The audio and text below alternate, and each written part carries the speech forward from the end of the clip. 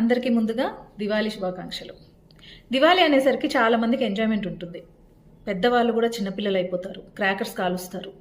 కాల్చడం మంచిదే, కాకపోతే pollution, noise pollution and air pollution ఈ రెండు ఎక్కువగా ఉంటాయి. సో జాగ్రత్త, మంచి వెండర్ దగ్గరే తీసుకోండి, మంచి క్రాకర్సే తీసుకోండి. చీప్గా వచ్చేవి తీసుకోవద్దు, ఎక్కువ సౌండ్ ఇచ్చేవి తీసుకోవద్దు.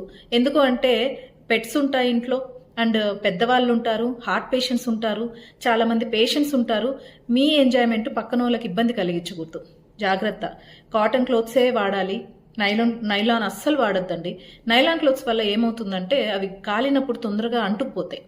ఓకే, మీరు క్యాండిల్స్ కానీ దియా కానీ పెడితే మాత్రం కర్టన్స్కి దూరంగా పెట్టాలి. ఇవన్నీ జాగ్రత్తలు తీసుకోవాలి. మీరు వాటర్ బకెట్ పక్కన పెట్టుకోండి క్రాకర్స్ కాల్చేటప్పుడు. వీలైనంత వరకు క్రాకర్స్ కాల్చడం అనేది డబ్బును కాల్చడమే.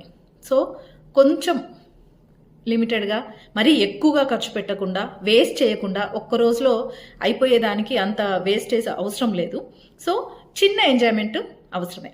ఓకేనా? ప్రికాషన్ లిస్ట్ కావాలి అనుకుంటే దివాళీ అని టైప్ చేయండి, నేను మీకు లిస్ట్ పంపిస్తాను. అవి మీరు ఫాలో అయినా కూడా మీరు మంచిగా సేఫ్ అండ్ హ్యాపీ దివాళీ చేసుకోవచ్చు.